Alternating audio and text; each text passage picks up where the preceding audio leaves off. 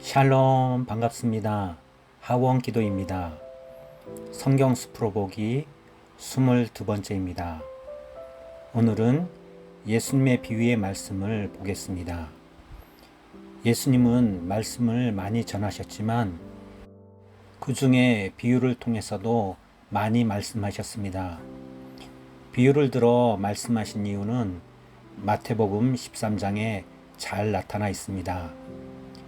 예수님의 말씀을 들을 때 더 풍성하게 하고 넉넉하게 하고 더 잘 깨닫게 함입니다. 그러나 예수님을 믿지 못하면 비유를 들어도 알지 못하며 듣지도 못하고 깨닫지도 못한다 말씀하셨습니다. 결국 예수님의 비유는 믿는 자에게 천국 소망을 주며 말씀 안에서 더 풍성하게 하기 위함이며 하나님 나라를 더 깨닫게 하기 위함입니다. 오늘 여러 가지 비유를 나눌 텐데 예수님의 비밀을 아는 시간 되시길 바랍니다. 그럼 예수님의 비유를 보겠습니다. 씨 뿌리는 자의 비유입니다. 여러 가지 땅에 뿌려진 씨앗에 관한 이야기입니다. 씨는 길가, 돌밭, 가시떨기 위, 좋은 밭에 뿌려집니다. 이 비유에서 땅은 우리의 마음과 복음의 진리를 받아들이는 태도를 말합니다. 씨는 좋은 밭에 뿌려져야 하는데 뿌려져 30배, 60배, 100배의 결실을 맺는다 말씀합니다. 가라지의 비유입니다. 원수된 자가 밭에 가라지 씨를 뿌립니다. 그 가라지는 그 밭에서 자랍니다. 하지만 농부는 가라지를 뽑지 말라고 합니다. 잘못하다가 알곡마저 뽑게 될까 염려했기 때문입니다. 말세에 하나님께서 참된 믿음을 판단하실 때 알곡과 가라지를 구별하실 것이라 말씀합니다. 겨자씨 비유입니다. 아주 작은 씨가 자라 무성한 나무가 됩니다. 믿음도 이와 같을 것이라 말씀합니다. 작은 믿음이 자라 크게 될 것을 말합니다. 누룩의 비유입니다. 하나님 나라는 누룩과 같습니다. 아주 적은 분량의 누룩이 반죽을 부풀게 하듯이 하나님 나라도 그렇게 될 것을 말합니다. 감추인 보화 비유입니다. 하나님 나라는 보화와 같습니다. 발견한 후에 자기의 소유를 팔아 그 밭을 살 것이라 말씀합니다. 하나님 나라는 소중하기 때문입니다. 값진 진주 비유입니다. 하나님 나라는 값진 진주와 같습니다. 진주는 세상의 무엇보다 귀하고 소중합니다.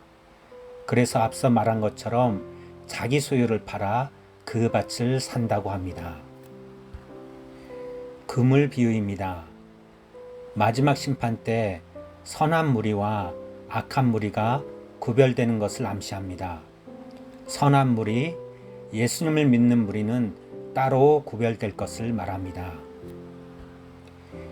잃어버린 양의 비유입니다. 목자가 잃은 양 한 마리를 찾아 애쓰는 모습은 하나님께서 우리 각자를 찾아 애쓰는 모습을 그대로 보여줍니다. 주님은 잃어버린 양을 찾듯 우리를 찾으십니다. 무자비한 종의 비유입니다. 큰 빚을 탕감받은 종이 정작 자기에게 약간의 빚을 진 사람을 용서해 주지 않았습니다. 서로 용서하고 탕감해 주라는 교훈입니다. 포도원 품꾼의 비유입니다. 몇 명의 일꾼들이 포도원에서 일합니다. 그들은 일을 시작한 시간이 각기 달랐습니다. 그런데 주인은 일꾼들에게 동일한 품삯을 지불했습니다. 하나님 나라에서는 먼저 된 자와 나중된 자의 차별이 없다는 말씀입니다. 먼저 믿었다고 의시될 이유도 없고 나중에 믿었다고 움츠러들 필요도 없는 것입니다. 두 아들의 비유입니다. 한 아들은 싫습니다 라고 말한 뒤 순종했고, 다른 아들은 네라고 하고 순종하지 않았습니다. 아버지는 누구를 옳게 여길까요?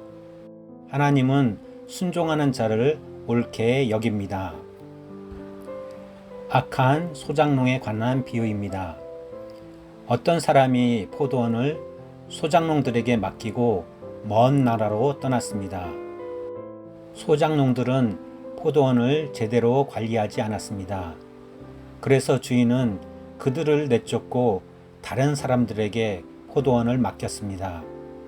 하나님 앞에서 우리의 책임을 강조하는 비유입니다. 혼인잔치 비유입니다.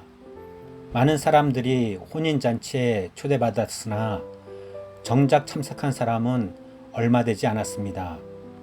여기서 혼인잔치는 하나님의 나라를 나타냅니다. 정작 하나님 나라에 들어갈 사람은 많지 않음을 말씀합니다. 충성된 종과 어리석은 종의 비유입니다. 주인이 종에게 집과 식솔들을 맡기고 멀리 떠났습니다. 충성된 종은 주인의 분부를 따라 집사람들에게 때를 따라 양식을 나눠주었지만, 어리석은 종은 주인이 더디 올 것이라 생각하여 술 취하고 방탕했습니다. 믿는 자들의 책임에 대해 교훈하는 비유입니다. 우리는 충성된 종이 되어야 합니다. 열 처녀의 비유입니다. 관습에 따라 신부들이 신랑을 기다리고 있었습니다.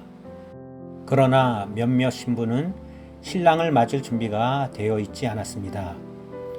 마지막 심판 때 우리가 어떻게 준비하는지 우리의 책임에 대해 말하는 비유입니다. 준비된 신부처럼 우리도 하나님 나라를 준비해야 합니다. 달란트 비유입니다. 주인이 종들에게 달란트를 맡기고 멀리 떠났습니다.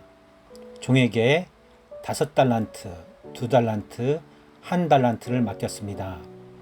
5달란트와 2달란트를 맡은 종은 그것을 가지고 잘 활용하여 남겼습니다. 그러나 1달란트 맡은 종은 대수롭지 않게 여겨 그대로 두었습니다.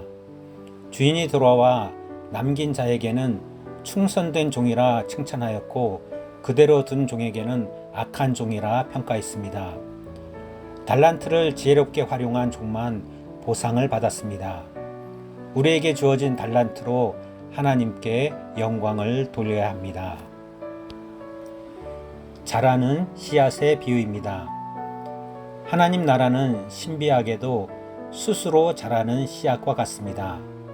씨앗이 잘 자라 추수 때가 되면 거두게 된다는 말씀입니다. 깨어있는 종의 비유입니다. 주인이 집을 종에게 맡겨놓고 멀리 떠났습니다. 주인은 언제 돌아오겠다고 말하지 않았습니다. 그 종은 깨어있어 주인의 집을 지켜야 합니다. 다시 오실 그리스도를 기다리는 비유입니다. 빚을 탕감받은 두 사람의 비유입니다. 두 사람이 빚을 탕감받았습니다. 한 사람은 작은 빚을, 다른 사람은 큰 빚을 탕감받았습니다. 그렇다면 누가 더 주인에게 고마움을 느낄까요? 하나님의 용서에 대한 비유입니다. 선한 사마리아인의 비유입니다. 자신을 못마땅하게 여기는 사람일지라도 남에게 진정으로 관심을 갖는 사람이 그의 진정한 이웃입니다. 하나님 나라의 진정한 이웃을 말씀하고 있습니다. 밤중에 친구의 비유입니다. 기도에 관한 비유입니다. 한밤중에 벗이 와서 구할 때 주는 것처럼 하나님께 구하면 주실 것이란 말씀입니다. 인내를 갖고 구하면 반드시 응답을 받습니다. 어리석은 부자의 비유입니다. 어리석은 부자는 계속 재물을 축적했지만 결국 죽었을 때 아무것도 가져가지 못했습니다. 인생을 어리석게 살지 말 것을 말합니다. 열매 없는 무화과 나무의 비유입니다. 무화과 나무가 3년 동안 열매를 맺지 못합니다. 주인은 나무를 찍어버려라 했으나 농장의 종이 간청해 1년의 시간을 연장받았습니다. 그리스도께서 우리에게 기회를 주신다는 내용을 교훈하고 있습니다. 상석의 비유입니다. 상석에 앉기를 좋아하지 말라 말씀합니다. 그랬다가 당혹스러운 일을 당하게 될 수도 있으니 대신 말석에 앉으라 말합니다. 그러면 주인이 당신을 상석으로 인도할 것이라 말씀합니다. 큰 잔치의 비유입니다.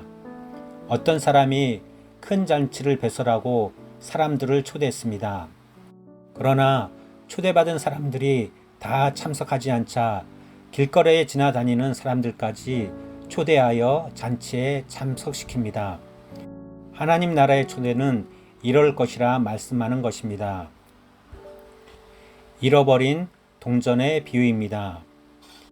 한 여인이 잃어버린 동전을 찾기 위해 애씁니다. 하나님도 우리를 찾기 위해 애쓰십니다. 탕자의 비유입니다. 집을 떠나 방탕하다 다시 집으로 돌아온 탕자의 비유는 우리의 인생 여정과 회개하는 자들을 반가이 맞아주시는 하나님의 사랑을 말씀합니다.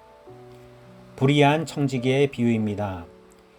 일자리를 잃게 될 위기에 처한 부정직한 청지기가 기질을 발휘해 주인에게 칭찬을 받습니다.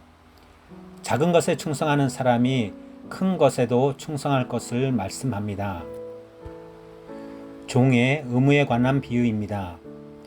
마땅히 수행해야 할 임무를 다한 종이 주인에게 칭찬받기를 기대하면 안 될 것입니다. 종은 주인이 명령한 것을 마땅히 해야 합니다. 불의한 재판관의 비유입니다. 기도에 대해 가르치는 비유입니다. 불의한 재판관일지라도 인내로 간청하는 과부의 청을 들어주었는데 우리 하나님도 간청하면 그 기도하는 것을 들어주신다는 말씀입니다. 바리새인과 세리의 비유입니다. 바리새인은 교만한 기도를 드렸지만 세리는 겸손한 기도를 드렸습니다. 하나님은 세리를 옳게 여기셨다 말씀합니다. 기도는 남이 보이게 하는 것이 아니라 겸손한 마음으로 하나님의 뜻 가운데 마음의 소원을 하나님께 아뢰는 것입니다. 예수님은 여러 가지 교훈을 비유로 말씀하셨습니다. 각 비유를 찾아 읽으시고 신앙생활 하는데 도움이 되셨으면 합니다. 예수님은 우리를 사랑하십니다. 우리가 예수님을 사랑하는 것은 그분이 말씀하신 대로 삶을 사는 것입니다. 하나님은 이런 우리를 원하십니다. 감사합니다. 같이 기도하겠습니다. 주님, 비유의 말씀을 통해 하나님 나라를 알게 하시니 감사합니다. 우리가 깨우친 대로 행하는 저희들 되게 하옵소서. 예수님은 믿는 자를 사랑합니다. 우리가 사랑받은 대로 사랑하는 자 되게 하옵소서.